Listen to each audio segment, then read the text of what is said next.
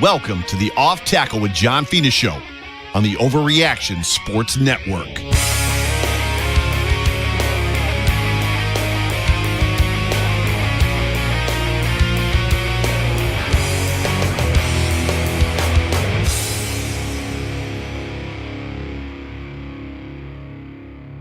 Welcome in again to another edition. It is Monday night, and it is now time here on the Overreaction Buffalo Sports Network, powered by Believe. It's that time once again for the Off Tackle with John Fina show. I am blessed to host this show tonight as our friend Joe is making his way back to Buffalo from the Emerald City, so to speak, Seattle. And we're going to talk about that big 31-10 win yesterday out in Seattle. And John's going to get into a bunch of stuff that he got to see on video, the All-22. We're getting some breakdowns, some individual clips, as always. But like we do most shows, we ask you to hit that like button, hit that subscribe button. We're we're less than 10 people away from 2,000. We're fired up about it. And we're only there because of you. You guys are watching the shows, providing all kinds of stuff for us. And we appreciate you and thank you so much. But again, that's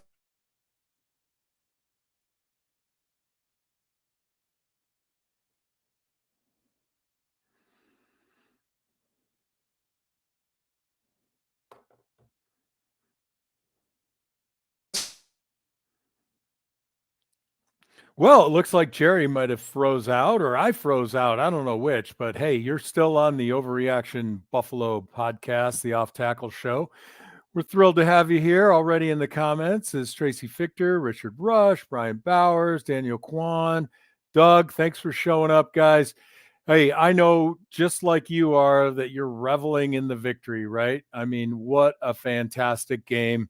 And I wish Jerry were side by side with me because this is an offensive line's dream, right? If you're an offensive lineman, you just love having games like this where you just impose your will on the defense with the run game. And what was really brilliant about it is it wasn't 60 yards at a clip, right? It was these mid-range to long-range runs, all under 20 yards that are just backbreakers. Over and over, the Bills handed the ball off between the tackles and just absolutely diminished the will and the power of the Seahawks defensive line. Welcome back, Jerry. I picked it up. I don't know who dropped when, where, and how, but I tried to carry the water for you for a minute. So thanks for popping back in and living up to your curse of hosting my show tonight. And Jerry's got no audio. So I'll just continue. We got technical difficulties, and that's okay. Jerry, if you were with me right now, I'd talk to you about a couple other things before, we burst into this offensive line breakdown on some of the plays. One of the things I want to talk to you about is, as I reviewed the film, I was just overcome with excitement about something that seems so small, where Josh Allen's making his way through the pocket, out of the pocket, scrambling into space, and he's heading to the sideline. And he could just as easily walk out of bounds at a -2 or a -3. And however they run it now, it used to be called a sack in those days. And Josh, no ego, just tosses the ball downfield. He's like, I'll take that on my stats. I'll take the incompletion. And to me, that is one of the hallmarks of a champion.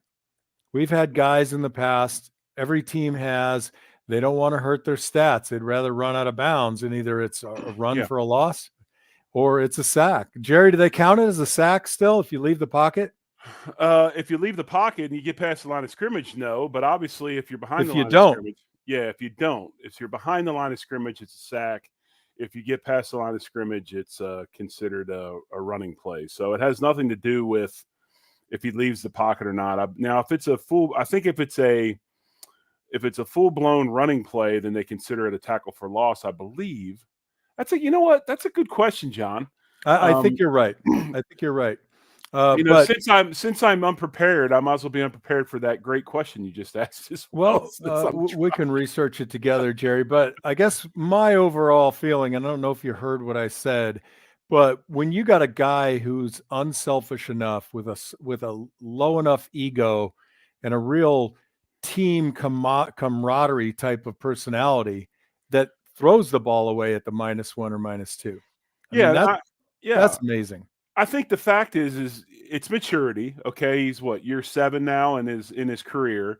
It's second. It's not feeling the need to have to continually force the ball to one player. There's not any pressure on him to try to feed one specific guy, and it's playing team football. And like I said before, I mean, it's a team, and it's funny. We're talking a lot. It's the whole team, but you can really see it as a microcosm in this offense. They like one another. They play for one another. The O-line is tight. You know that unit's tight, and I mean, it shows. And you're right. Josh is doing some things that we wouldn't have seen in the past, and it's part of him. And as he ascends, and he already is in the top echelon of quarterbacks, but as we know, as we talk about regularly, that 1-2 spot, and he's doing that weekly now. Yeah, I mean, it just feels like a true team effort. And that's what you love as a fan, right? You're going to lose football games, but when you lose games and guys' personalities show up and they're glaringly offensive or just unlikable, that's a real problem. And you don't get that sensation from any guys on this team, and things will get rough. And I think Scott says it perfectly. Allen really has jumped in his leadership and maturity, and you can see it now. And it's something that it's palpable, and you can see it. But, John, I kind of, obviously the beginning of the show, I had some issues. I was in and out. But real quick, did you get an opportunity I know you talked about us imposing our will against Seattle yesterday. Any other points or things that you saw in your study of the All-22 or just watching the game in general that you wanted to point out or point on other than the Josh Allen deal and the way we were able to run the ball at will? Right. The first one was the Josh Allen comment, which, I thought was apropos. And then the second one was really for you, Jerry, for you and I just kind of like salivate and relish the moment. There was a particular pass play where Alec Anderson was lined up at the left tight end spot, and it was a pass, and they held him in for protection. We call that like max protection, right? Everybody knows Alec Anderson's not running a 4.5 through the seam and catching a 60-yard touchdown pass. Right. So he sets, and everybody drops on his side. Out of the corner of his right eye, he sees the guy on Deion Dawkins and just lays him out. And that kind of chip block for a tackle. I mean, what did that mean to us when we played, Jerry? Oh, it was wonderful. I mean, there's nothing like that defensive lineman. His whole focus is on you. Then all of a sudden, in a split second, you're looking down because he's on the ground because he got chipped on the way in. Now, granted, as you know, John, there are some times where you're in position and the chip is so good that it actually helps the D lineman maybe get back inside, so you're scrambling. But, it's what's funny is it's you talk about that whole passing and running thing. You obviously have sons that are O-linemen, and you got one at Duke, one heading to Duke. I've got one that played O-line, and now he's an O-line coach in college. But my younger son is a defensive end. Both of them could answer that question accordingly because, like this weekend, Tulsa comes back from a 35-7 deficit and wins the game 46-45. And you ask what happened in the second half, UTSA couldn't run the ball. And you could see the offensive line, I mean, they're miserable because they know they got to pass all the time, and they know what those D linemen are thinking. And I can ask Owen if that's a good feeling, and he's going to tell you, yeah, it is, because all I got to do is worry about getting upfield. And, when you can run the ball as a lineman, it makes for a very, very good day because anytime you're going forward, it's good. Going backward, lots of bad things happen. That's right. And, the other one, that was one example, Jerry, but just like the mighty might Thurman Thomas used to come in and chip for us, James Cook stepped into the center of the protection and chipped on Torrance's guy. And, he's not going to lay him out like Alec Anderson can, but it was just a perfectly timed chip. Cook was there. He could have easily just, scooted his way out into the flat, the curl, or what have you. But, man, he stepped in and put a beat on Torrance's guy, and it was fantastic. And I thought that would be good for you because Most of the time you played inside. You guys had help from side to side on Right. occasion, but you didn't see any of those glorious chips like us No. tackles would get infrequently, but appreciated when they happen. Well, as you know, I also got to play about 3 seasons at right tackle as well, so I also was a recipient of some of those things. So I much appreciated. Kind of like ground soldiers when they're out there in battle and they get that air cover. It's kind of the same thing. It's that relief of the guys from above helping you out. It's the same thing with a chip block. But anyway, let's get into some videos. I mean, obviously. Hey, before we get into some videos, Jerry, Okay. let's talk about food. How right. are you preparing your food? Well, one thing down here in Oklahoma, we like to do a lot of smoking. We like to, and I don't mean we got a lot of those places too in Oklahoma, but we like to get our meat on a grill, a smoker, on a stick burner, and sit around and have a couple pops and watch things cook for like 12 to 15 hours. And Man, we have somebody you can get some good stuff from. And I think that's the American way. And if you live in Buffalo, you should go to the Big Bear Barbecue Supplies in Depew at 425 French Road, Depew, New York. It's right next to Antoinette's on Transit Road. Don't get lost. Get over there. Walk in the door and scream, Jerry O and John Fina sent me. Get 10% off right then and there, and then get a door prize as you walk out. And I mean, if you want to be a barbecue master, head on in there. Mean Joe Green. His name is Joe Green, just like my hero of old. He'll chop it up with you. He'll talk about his recipes. He'll give you advice. You can go along, hear about his journey as you develop your journey into smoking and grilling and whatever else you want to do. It's really cool as the guy supports local brands. But he's got 19 national brands in there, and he has things that you haven't seen before. Guess what, Jerry? You go in there, you can pour a little bit on your finger and taste everything he's got. You can pry into his brain and get some of his knowledge out. Go bust through the door at the Big Bear Barbecue Supplies in Depew, 425 French Road, Depew, right by Antoinette's. Go see Mean Joe Green. Get your 10% off. Tell him Jerry O and John Fina sent you, and get cooking. Get cooking. I used to live in a apartment in Cheektowaga, and I drove right past that place every day, man. I believe me. Jerry, be honest, man. You never drove by Antoinette's without leaving. Right. That was the point I was going to make. The fat kid knew where Antoinette's was because I was going in and getting me a couple of boxes of sponge candy on the regular. So, yeah, I know where it is. But no, seriously, folks. I mean, with the things that they have to smoke on nowadays, like the pellet grills, and they're just so simple to use. The most important thing you can do is how do you season your meat? And Big Bear Barbecue, they have all those seasonings there. Go in and check them out. Yeah, let's talk to Scott Blakely. Thank you for the super chat, Scott. Easy for me to say, but would you say, as the pros, apparently he's talking to us, this is one of the most complete team wins in his career? Holy cow, in Josh's career. Man, I got to tell you, I suffer from long-term memory loss, and I try to forget a lot of things, but I'll tell you factually that this has to be in the top 5 or 10 wins, really, from both sides of the football. They put it together, and like I alluded to last night, I was relaxed the entire game for the most part. My anxiety was low after that first drive on both sides of the ball. I felt like, it was just going to be a function of picking the right plays and putting us in the right situations. But I didn't think for a second we were going to lose that game. No, I mean, the way they came out and asserted themselves right off the bat, both sides of the ball, there wasn't much nervousness. And I think you got it from us last night in the postgame show. We were all kind of like, oh, well, ho-hum.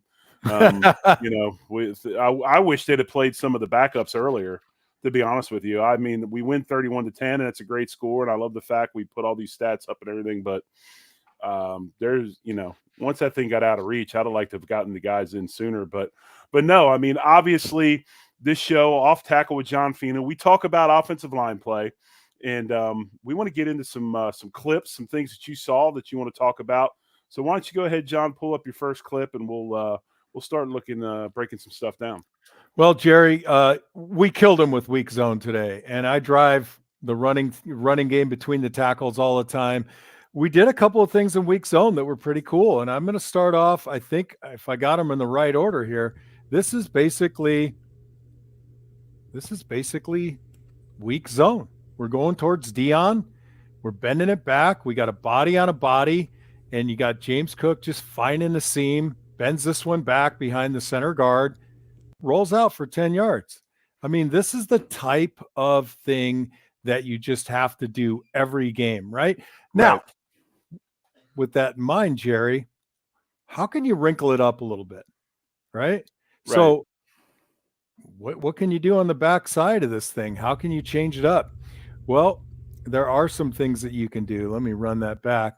So this is weak zone again, and I've frozen it at the exact right moment. Spencer Brown is going to take his block and wrap behind Torrance. So on your picture here, Torrance has got the guy ahead of him, and the linebacker at depth is the combination block for Brown and Torrance to get to.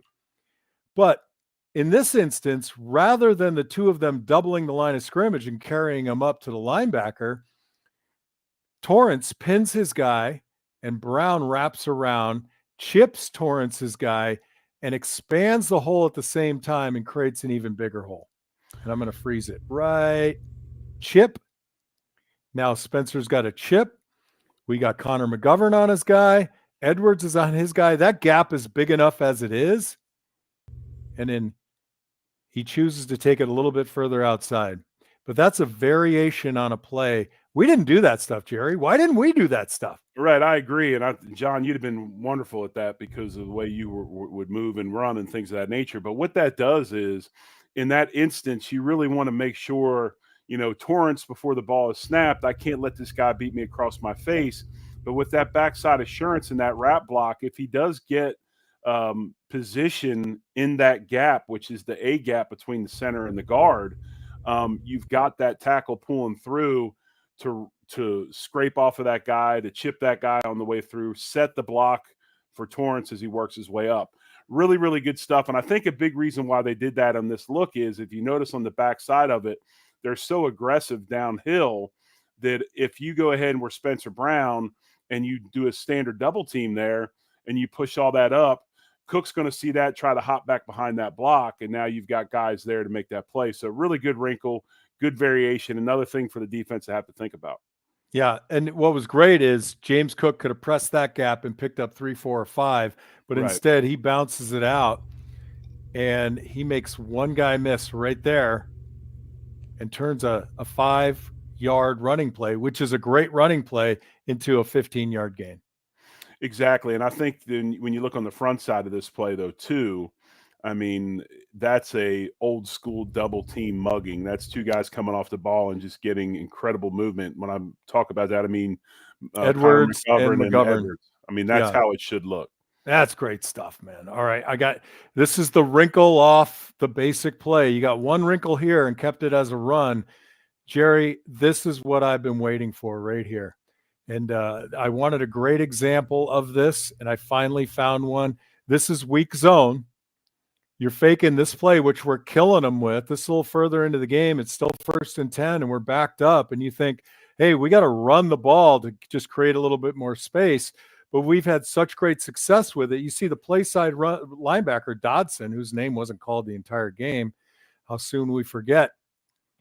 And Dodson comes flying up, backs himself out when he reads pass, but they lose James Cook.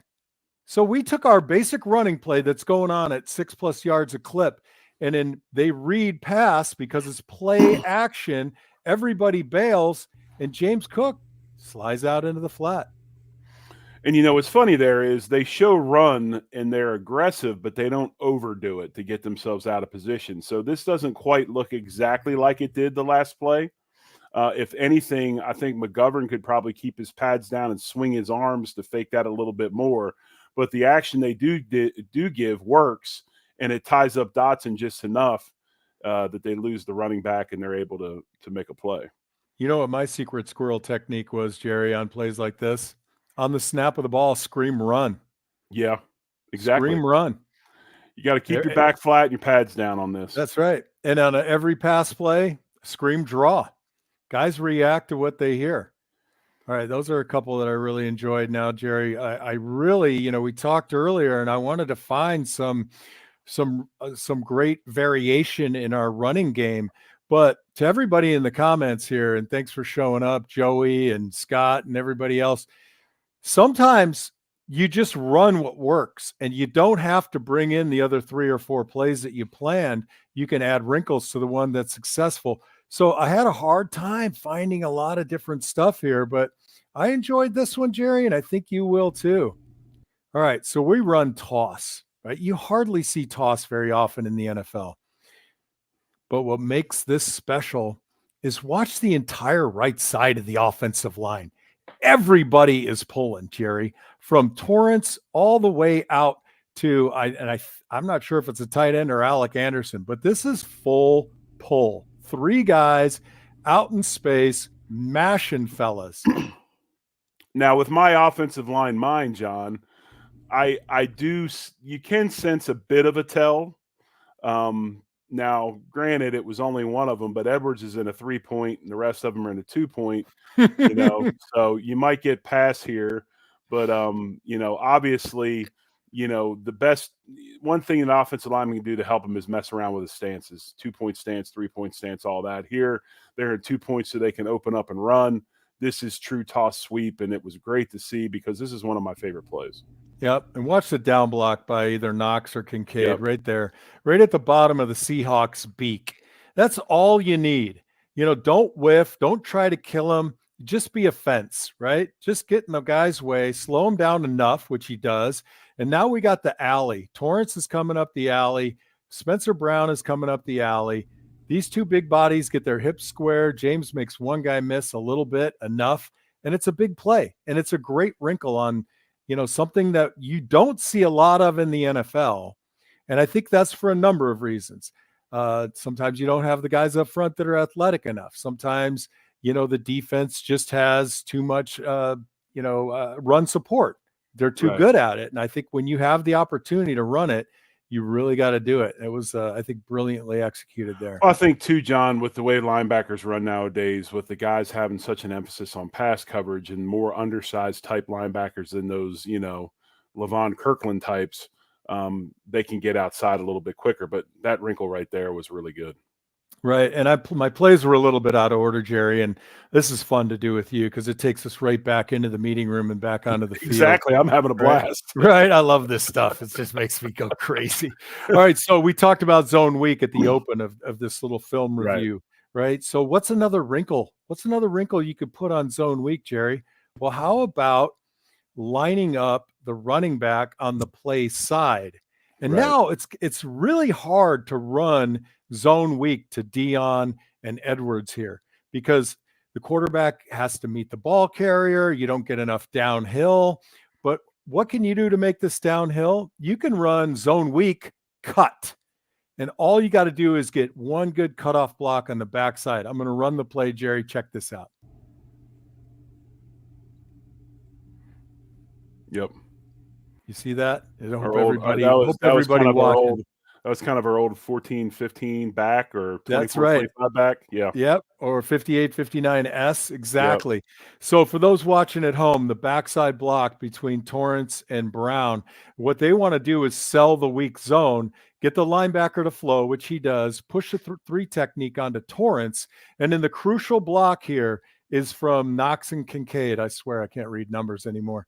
But if you can get, and you don't have to get the cutoff by the tight end, but you got to body them, right? So what do we get? We actually get a really nice cutoff right there. And look at that alley. It's about to open up. I can give it a quick click. There's your alley. And for James Cook, man, that's 2 semi-trucks wide for James Cook. Now he's pressuring the second level. And that's all you need, man. Really good block by Knox on the backside. Our tight ends are blocking pretty well right now. And one of the things and one of the reasons you do this is, and take it back to the beginning, John, real fast.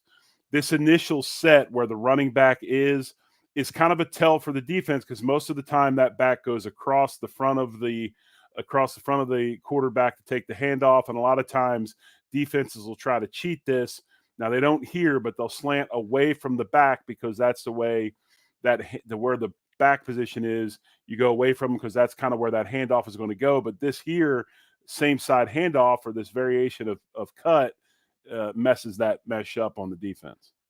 Yeah, and for everybody out there who wants to talk about we don't use enough motion or this and that, I mean, you got Khalil Shakir going in what I call orbit motion. He's a blur right behind Edwards here, but what he does is he orbits. So he crosses the center, and what Josh and everybody are looking at is how does the defense react? They didn't make a single adjustment on this orbit, but then Jerry, we're selling weak zone. Watch the backside linebacker on the snap of the ball.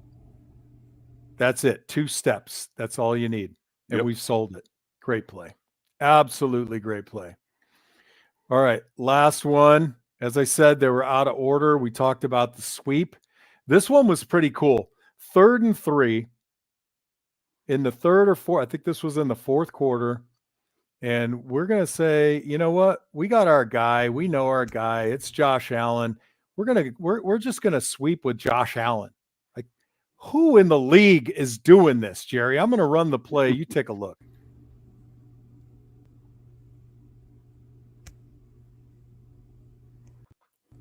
Now, we all know if that's James Cook, he's taking that to the house.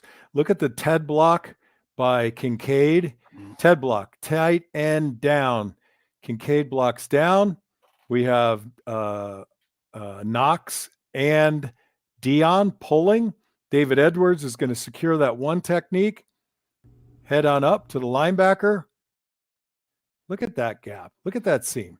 Yeah, the Edwards block is probably the one thing you could be a little bit cleaner. With him slanting inside, his second step could afford to be a little bit more north to help McGovern set that block. But at that point, that stunt from a 3 technique all the way inside, he basically took himself out of the play. So why waste a blocker when you can just go up to the second level and find work? That's right. What a great comment. We talk about this all the time too, Jerry. Or at least I do. You know, sometimes people get in a twist because, oh, that play went for 0 yards. And then you and I look at it, we put our O-line glasses on and say, wow, they had a great defense call. Right. They were lined up perfectly. This is the opposite, right? They're pinching the 3 technique away from the play. They're getting pinned by a tight end, and we're getting our quarterback into the alley. It's absolutely fantastic. And I would imagine when Cromer graded this film, the guy that probably got the minus on it was probably McGovern, the center, because you're a gap over. You're not blocking a man. You're blocking who shows up in your gap when you're running zone. And while, you know, you look over there and you got a wide 3 technique, you're not anticipating that guy spiking all the way inside to a gap. He does here. And, you know, Connor could have been a little flatter to try to take that over. But again, he takes himself out of the play with what they had called, and a really good scheme by the Bills. Yeah, I mean, it would be hard for me to think that McGovern could take this super flat, like wide zone with that, like you said, the alignment of the 3 technique. So in my eyes right now, what I think McGovern's plan is Edwards has got to get a hook, and he's going to string that thing out down the line. But McGovern's got to shave the defensive tackle's ass to get way out in space and just try to affect the linebacker. Right. But instead, they ran the wrong defense. Right. Let Josh Allen block that linebacker by how he cuts. Oh, yeah. I love it. I love it. Well, guys, that's my wrap up on a few plays. I hope you learned a couple of things here and there. If you like it and you saw it, tell your friends, because they got to go on YouTube to watch it. Otherwise, if they're watching this or listening in podcast form, they're going to be like, what the hell is Jerry talking about? We understand Fina because he's so descriptive, but Jerry, come on, man. I think I'm doing okay. You're doing great, man. No, seriously, this is, and I think the biggest thing out of this, John, that I want to get across as far as a point goes is, you know, we talk and we've talked about it and we make fun of it, and it's not a slam on anything. It's just the intricacies that happen. And when you don't have instant, like, you know, nowadays when they play football, I'm sure they have them at South Point. They got them at Holland Hall in Oklahoma. We got high schools, and the minute a play is run, it's on your iPad. And you bring your iPad and you can rewind them and look at them, and you know instantly what happened. Unlike before when we were looking at notebooks with still photos.